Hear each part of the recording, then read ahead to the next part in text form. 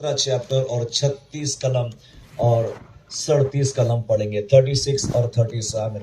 First Samuel chapter 17 chapter, पहला Samuel 17 chapter 36 और 37 कलम पढ़ेंगे।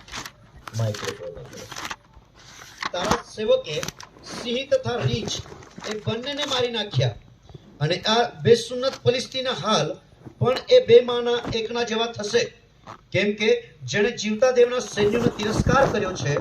દાઉદે કહ્યું કે જે યહોવાએ તે સિંહ તથા રીંછના પંજામાંથી મને બચાવ્યો હતો તે આ ફલિસ્તીના હાથમાંથી પણ મને બચાવશે. પછી સાઉલે દાઉદને કહ્યું, જા યહોવા તારી સાથે હોજો.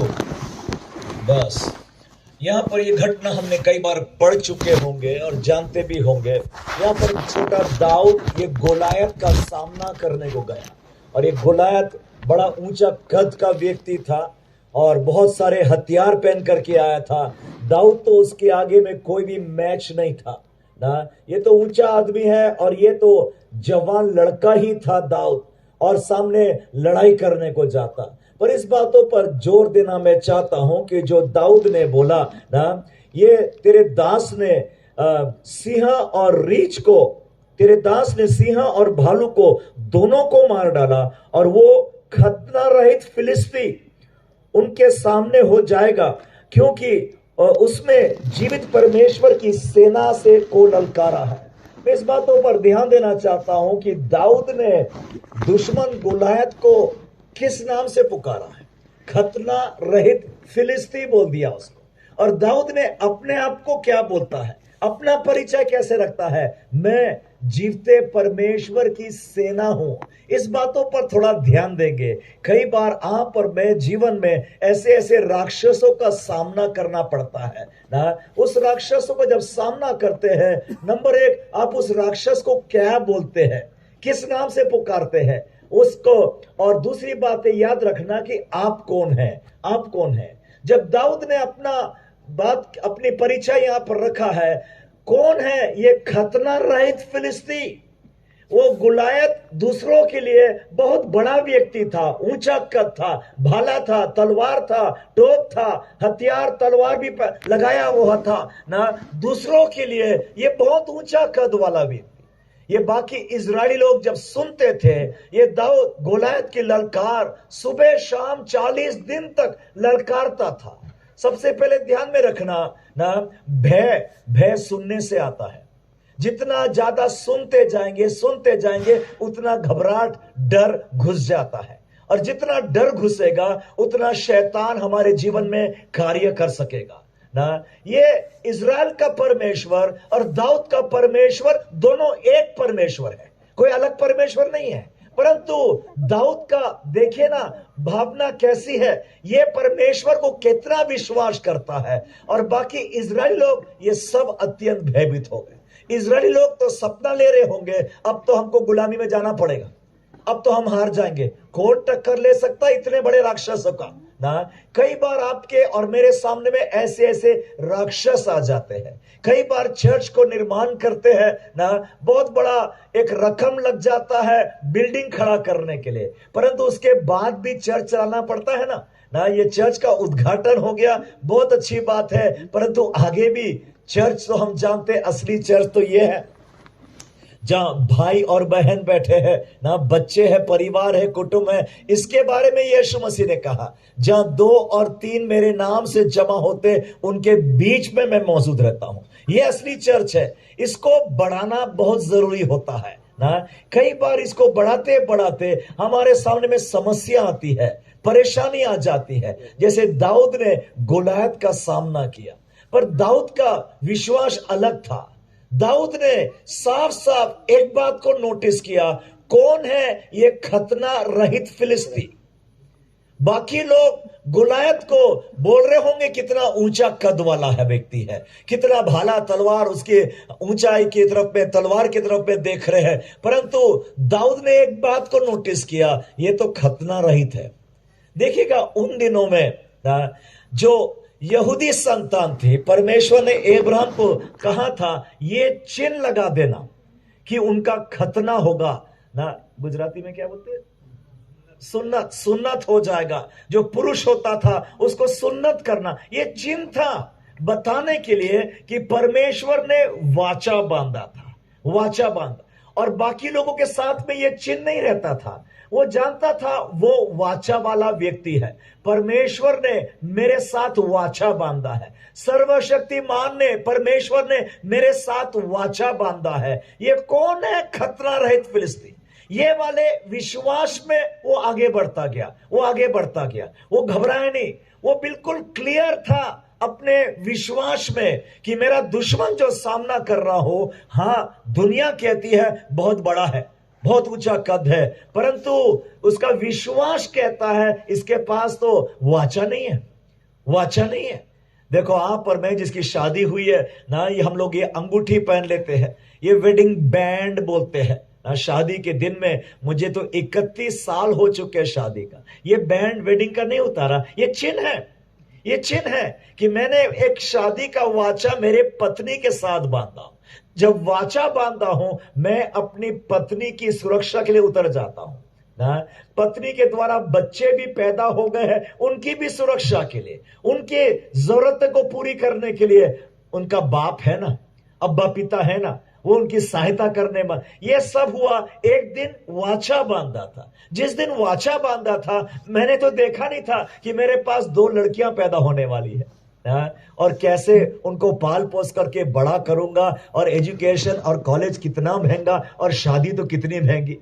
मैं जब राजीनामा दे रहा था अपने नौकरी से, जो professor of computer science Islam college में था, कई लोगों ने मुझे सलाह दिया, इतनी बड़ी गलती मत करना, ये एक रोजी रोटी नौकरी तुझको मिली है, पगार तो मिल रही है ना, अब तू ये भी छोड़ने वाला और पास्टर बन जाएगा, सेवकाई में जाएगा, क्या खाएगा? और तू जानता है कितना महंगा हो गया स्कूल और कॉलेज, और शादी कराना कितना महंगा। ये सब बातों को सोच करके मैं राजीनामा वापस ले लेता था।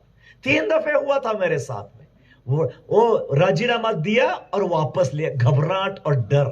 परंतु अंदर की पुकार इतनी तेज थी अंदर से ना कि मैंने हिम्मत किया, और सन 1994 को ना मैंने अपना राजीनामा दे चुका, और उस दिन से सेवकाई में आगे निकल पड़ा हूं। आज तो 2023 हो गए, 29 इयर्स हो गए सेवकाई के। परमेश्वर ने वाचा बांधा है ना मेरे साथ में, हम आज वाचा की संतान है ना। बाइबल कहता है गलती 3 और 9 में, जितने यीशु मसीह पर विश्वास करते वे सब अब्राहम की संतान मानी जाती है। अब्राहम की संतान, क्योंकि अब्राहम के साथ परमेश्वर ने वाचा बांधा था, और ये युग युग का वाचा था, ये वाचा सदा के लिए बना रहता था ना। आप विश्वासी जीवन में इस वाचा को कभी ना भूलना। बड़े बड़े राक्षसों का सामना करना पड़ेगा, बड़ी बड़ी बीमारियों का सामना करना पड़ेगा, आर्थिक परेशानी में आ जाएगी, आप एक ऐसे सिचुएशन में आ जाएंगे कि कोई रास्ता नहीं निकल रहा, पर वाचा नहीं भूलना। परमेश्वर ने आपके साथ वाचा बांधा है। इसी बात पर ये दाऊद अड़ गया था कि मैं कौन हूं और मेरा दुश्मन कौन है। दुश्मन होगा बड़ा, लोग और दुनिया कुछ कहते होंगे इसके बारे में, परंतु मैं कौन हूं। उसने अपना परिचय को नहीं भूला, अपना परिचय को नहीं भूला। मैं जीवते परमेश्वर का सेना हूं, हालेलुया ना। ये अंगीकार करता था, वो भूला नहीं कभी। आगे उसने कहा था ना, तेरा दास जब भेड़ को चरा रहा था, सिंह भी आया और रीछ भी आया। और कैसे ना, उसका 37 वचन कहता, फिर दाऊद ने कहा, यहोवा जिसने मुझे सिंह और भालू दोनों के पंजे से बचाया है, वे मुझे फलिस्ती के हाथ से भी बचाएगा। शाऊल ने दाऊद से कहा, जा, यहोवा तेरे साथ है ना। ये वाली घटना दाऊद ने जीवन भर से नहीं भूला होगा। कैसे जंगल में सिंह भी आया और रीछ भी आया, परंतु कहता है यहोवा, मतलब ये वाली परिस्थिति में उसने परमेश्वर का हाथ देखा था ना। परमेश्वर ने कैसे उसको सहायता किया। एक रीछ से निपटना बिना हथियार के, और कोई भालू से, सिंह से निपटना बिना हथियार के नामुमकिन है। ना, ये तो आदमी कमजोर हो जाएगा उसके सामने में। परंतु उसने नोटिस किया, ध्यान दिया कि परमेश्वर न मेरे साथ था, परमेश्वर इस व्यक्ति के साथ था, इसलिए आगे बढ़ गया गोलायत का सामना करने के लिए। आपके जीवन में कुछ परेशानी परिस्थिति के द्वारा गुजरे होंगे, और याद करो ना कैसे परमेश्वर ने बाहर निकाला। अगर परमेश्वर नहीं होता ना तो शायद आप यहां पर नहीं होते। परमेश्वर आपके साथ में है, ये इसलिए है परमेश्वर ने आपके साथ वाचा बांधा है। ये युग युग का वाचा है, ये वाचा बांधता है क्योंकि जिस दिन आपने मन फिराया और बपतिस्मा लिया, विश्वास किया यीशु मसीह पर, परमेश्वर ने एक वाचा आपके साथ में बांधा है। यहां पर मैं ना बपतिस्मा के बाद में प्रभु भोज में भी शामिल होते। प्रभु भोज एक चिन्ह है ना, जैसे उन दिनों में वाचा बांधने का चिन्ह सन्नत होता था ना, आज ये चिन्ह है जब हम प्रभु भोज में आते, क्योंकि यीशु मसीह ने रोटी तोड़ के कहा ये मेरा देह है। उसने बाद में कटोरा लिया, ये नया वाचा का मेरा नई वाचा, करार, शपथ उसने हमारे साथ बांध दिया। तो यीशु मसीह आपके साथ और मेरे साथ एक वाचा में प्रवेश कर दिया। आप और मैं एक वाचा में आ गए हैं, इसलिए प्रभु भोज को कभी ना भूलना। आनंद के साथ अपने आप को तैयार करे, मन फिराए, पछताव करे, परंतु उसमें शामिल जरूर होते हैं, अनुचित रीति से नहीं, अनुचित रीति से नहीं ना, बिना मतलब के नहीं, ढोंगी नहीं। जिस दिन प्रभु भोज हो रहा था उस दिन एक व्यक्ति था जो अनुचित रीति से शामिल किया, और देखा ना क्या हाल हुआ उसका, यहूदा इस्करियोत। यहूदा इस्करियोत ने पहले ही ना वो जो याजक लोग थे उनके साथ में सौदा कर चुका था, 30 चांदी के सिक्के में मैं इसे धोखा दे दूंगा, और प्रभु भोज में शामिल हो गया, रोटी तोड़ने में शामिल हो गया यीशु मसीह के साथ ना। वो अनुचित रीति से शामिल हो गया उस वाचा में ना, और देखो ना उसका अंत कैसा हो गया। इसलिए पौलुस ने कहा जो भी इस प्रभु भोज में अनुचित रीति से शामिल होता है, इसलिए तुम्हारे बीच बहुत से लोग कमजोर, बहुत से लोग बीमार, और बहुत से लोग सो भी गए हैं। पौलुस बता रहा है, पौलुस बता रहा है। इसलिए जब जब प्रभु भोज लिया जाता है ना, अपने आप को हम जांचते हैं, प्रभु मैंने कोई पाप तो नहीं किया, मुझे क्षमा कर दे, माफ कर दे। कुछ चर्चिस में महीने में एक संडे करते हैं, कोई चर्चिस में हर संडे भी कर देते हैं, परंतु ये वाचा का चिन्ह है, इसको याद रखना, कभी ना भूलना। यीशु मसीह ने कभी बताया नहीं कि कब कब रखना और कब कब नहीं रखना ना, परंतु उसने बोला मेरे स्मरण के लिए तुम ऐसा ही किया करो, मेरे स्मरण के लिए तुम ऐसा ही किया करो। हम लोग ये चिन्ह रखते हैं, ये चिन्ह बहुत जरूरी है। ये दाऊद ने गोलायत का सामना किया, कौन है ये खतना रहित फिलिस्ती, वो समझ गया ये तो बिना वाचा का ये इतना बड़ा राक्षस मेरे सामने आ गया, मेरे साथ तो स्वर्ग उतर जाएगा, पूरा स्वर्ग का रक्षक। इसलिए दाऊद जब गोलायत का सामना करने को गया, उसने बोला गोलायत को तू मेरे साथ भाला और तलवार लेकर के आता, पर मैं तो यहोवा के नाम से आता हूं। हालेलुया, यहोवा के नाम से। उसको वो जानता था पूरा स्वर्ग का बैकिंग मेरे साथ। आइए ताली बजाकर यीशु मसीह का धन्यवाद करें। यहोवा का नाम ये उसका हथियार था। हालांकि वो गोफन लेकर के तो आया था, नाली के 5 पत्थर भी ले आया था, पर असली हथियार क्या था? यहोवा का नाम, यहोवा का नाम, यहोवा का नाम। नीति वचन में लिखा है यहोवा का नाम ये मेरा स्ट्रॉन्ग टावर है, स्ट्रॉन्ग टावर ना। जब मैं यहोवा का नाम लेता हूं, इस नाम को हरदम आगे रखना, ये हथियार है। स्ट्रॉन्ग टावर का मतलब होता है छिपने की स्थान। उन दिनों में जब युद्ध होता था ना, लोग जाकर के जल्दी से अपने आप को स्ट्रॉन्ग टावर में बंद कर देते थे। एक बार स्ट्रॉन्ग टावर वो गुम्मट में पहुंच गया है, आदमी बंद कर दिया, अब सुरक्षित है, अब दुश्मन उस पर आक्रमण नहीं कर। यहोवा का नाम ये स्ट्रॉन्ग टावर है आपके लिए, मेरे लिए ना। कितने बार मेरे साथ में हुआ, कई बार गाड़ी चला रहा हूं, सामने में एकदम से जीसस बोल देता हूं, जैसे जीसस बोल, कैसे रक्षा हो गई, कैसे पीछे वाले ने नहीं ठोका मेरे को, कैसे मेरी गाड़ी सामने नहीं ठोकी।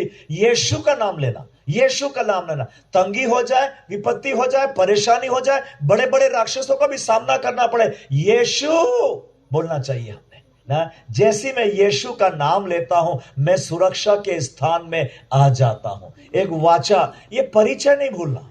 ये दाऊद अपना परिचय रख रहा है, मैं कौन हूं, मैं जीवते परमेश्वर का सेना। ये दाऊद अपना परिचय, देखो परिचय आइडेंटिटी कार्ड बोलते हैं।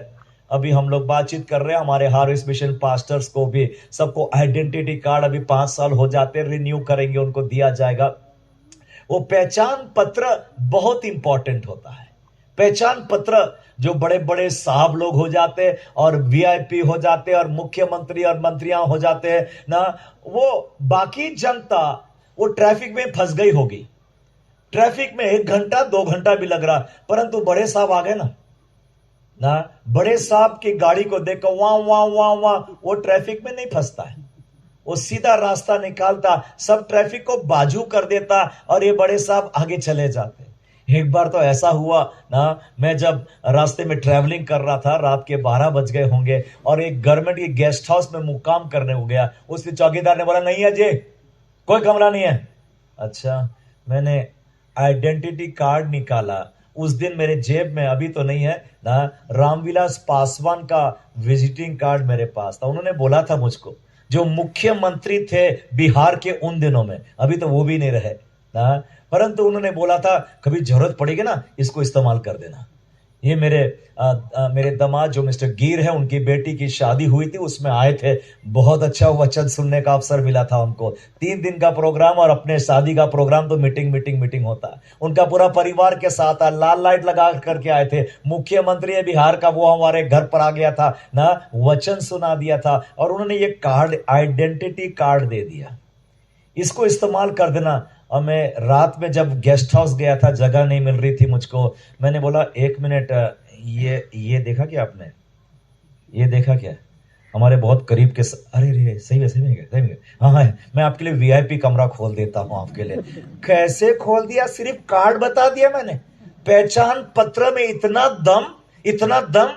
देखिएगा आपके और मेरे पास में पहचान पत्र है, हम लोग यीशु मसीह की संतान है, हालेलुया। हम लोग के साथ में परमेश्वर ने वाचा बांधा है। शायद मनुष्य नहीं जानता होगा, परंतु दुष्ट आत्माएं ने एक बार बोली थी, पौलुस कौन है हम जानते हैं और यीशु कौन है हम जानते हैं, पर स्केवा के 7 बेटों से बोला था हम तुझे नहीं जानते। मतलब दुष्ट आत्मा जानती है आप कौन है, मैं कौन हूं ना। यीशु मसीह के हम लोग चेले हैं, दास है। प्रभु यीशु मसीह ने अधिकार दिया, हमारे साथ में एक वाचा बांध दिया है यीशु मसीह ने। उस वाचा में हम आगे आगे बढ़ते जाए ना। ये दुष्ट आत्मा, यीशु मसीह ने कहा दुश्मनों से प्रेम करना, जो सताते हैं उनको आशीर्वाद देना, गॉड ब्लेस यू बोल देना, उनके लिए प्रार्थना कर देना। कभी भी इस बात को सावधानी बना के रखे ना, हम लोग दुश्मन को उसका नाम लेकर के आक्रमण कभी ना करेंगे, उसके ऊपर में जो दुष्ट आत्माएं हैं उसको अटैक करेंगे। क्योंकि पौलुस ने कह दिया हमारा मल युद्ध ना मांस और लहू के विरोध नहीं है, मतलब कोई मनुष्य के विरोध नहीं है, अधिपति अधिकारी अंधकार की शक्तियों के विरोध हम लड़ाई लड़ते हैं, जो अंधकार और वायुमंडल में जो दुष्ट आत्माएं काम करती। मैं सोचता हूं जब दाऊद ने ये वाक्य बोला था, मैं तो यहोवा के नाम से आता हूं, जितना गुलायत के ऊपर में दुष्ट आत्मा होगी सब भाग गई होगी। अभी तो ये तो बहुत इजी विक्टिम बन गया है, अभी तो गोफन घुमाया और यूं मार डाला इसको ना, क्योंकि ये आत्मिक लड़ाई लड़ रहा है ना। सबसे पहले हमारे जीवन में आत्मिक लड़ाई लड़ना सीखे। देखो अभी समय नहीं है, परंतु मूसा पर्वत पर गया, जोशुआ लड़ाई लड़ने को गया वादी में। मूसा ने कहा मैं पर्वत पर जाता हूं, निर्गमन 17 चैप्टर में हाथ उठा के प्रार्थना कर रहा है, और जब जब ये प्रार्थना कर रहा है वादी में, योशु लड़ाई को जीतते जा रहा था। क्या हुआ पता नहीं, पर कुछ ना कुछ आत्मिक रीति से मूसा लड़ाई लड़ रहा था ना। मूसा की प्रार्थना बहुत जरूरी थी, इसलिए हर एक दिन अपने घर में, अपने जीवन में, अपने चर्च में प्रार्थना के साथ शुरू करें। आप नहीं जानते हैं आज दिन भर में क्या विपत्ति परेशानी आने वाली है, कहां पर शैतान आप पर अड़ंगा लाएगा और आपका नुकसान करना चाहेगा। पर प्रार्थना करके दिन को शुरू किया ना मेरे खेत के लिए, मेरे नौकरी के लिए, मेरे बच्चों के लिए मैंने प्रार्थना किया ना, प्रार्थना करके हमने दिन शुरू कर दिया। ये आत्मिक लड़ाई लड़ना सीखे ना। हम लोग आत्मिक लड़ाई लड़ेंगे, देखो कैसे शारीरिक लड़ाई में हमको विजय मिल जाती। दिन प्रतिदिन के कार्य में परमेश्वर हमको जय पर जय देता जाता है ना। ये हमारा पहचान पत्र को हम ना भूलने पाए ना। एक बार ऐसा हुआ, यीशु मसीह जब गार्डन गेत्सेमनी में था, उसने अपना पहचान पत्र बताया था वहां पर, और उससे पूछे था ना, यीशु मसीह ने पूछा तुम किसको पकड़ने आए ना, और यीशु मसीह ने जवाब दिया मैं वो ही हूं। जैसी आई एम, मैं हूं बोला, दुश्मन सब गिर गए। जितना पकड़ने वाले आए थे सब के सब गिर गए वहां पर। जैसी पहचान पत्र बताया, दुष्ट आत्मा सब भाग जाती है, निकल जाती है, शैतानी कार्य नष्ट किए जाते हैं ना। शैतान का काम रहेगा आपको और मुझको ना, हमको गुमराह कंफ्यूजन में डाल दे कि हम लोग कौन है, समझ नहीं आता है ना। हम लोग कई बार जो दर्पण में दिखता है वैसी देख करके चलते हैं। मैं तो कुछ भी नहीं मेरे प्रभु, मैं तो नालायक हूं, यूजलेस हूं, और वो भी टीचर ने भी बोल दिया, और वो भी पड़ोसी ने बोल दिया फालतू है, बेकार है, फालतू है, धरती पर बोझ बन गया, क्या क्या नहीं भाषा इस्तेमाल। ये सब शब्द मेरे कानों पर आते गए, और मैंने कई बार ये वाला पहचान पत्र रख दिया।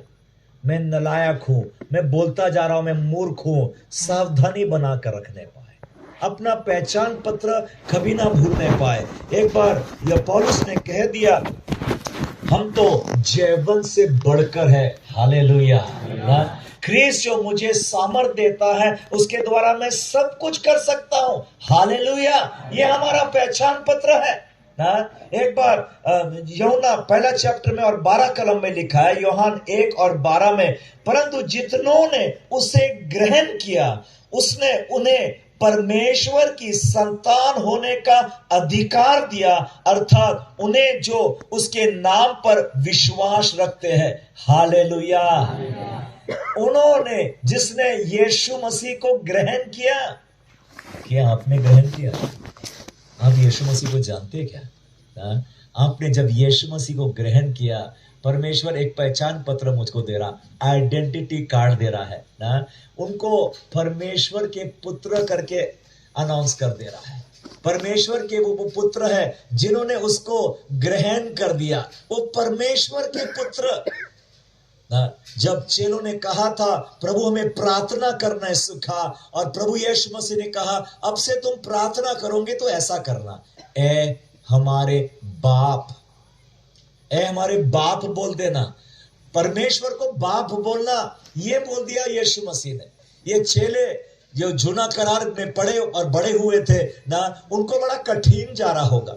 अभी तक एलोहिम, एल शेडाई ना, और ज्यादा एल शब्द जहां जहां आया है बाइबल में, उसका मतलब है परमेश्वर, सर्वशक्तिमान परमेश्वर। इस रीति से प्रार्थना करते थे। पर नवा करार में आप और मैं एक नवा करार प्रभु यीशु मसीह ने वाचा बांधा है। नवा करार में हम कैसी प्रार्थना करते?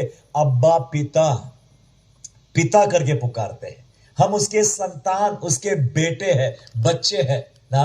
परमेश्वर ने हमको ये परिवार, सुंदर सा परिवार दे रखा है, इतने अच्छे भाई बहन दे दिया है, इसके परिवार के हम सदस्य हैं। हम पिता करके पुकारते हैं, पिता करिए। एक पिता, मैं बाप हूं, मेरे पास 2 बच्चे हैं ना, बाकी बच्चों से प्रेम करता हूं, पर किसी के पास अधिकार नहीं है डैडी पुकारने का। मेरी बेटियों के पास में डैडी पुकारते हैं, पिता करके पुकारते हैं। डैडी पुकारेंगे तो बाप उतर आएगा ना, उनकी सहायता करने, उनकी मदद करने। मैं पिछले दिन बता रहा था, एक बार ऐसे मेरी बेटी रेचल जब छोटी थी, कुछ खोटा सपना देखी होगी उसने, रात में जोर से चिल्लाई।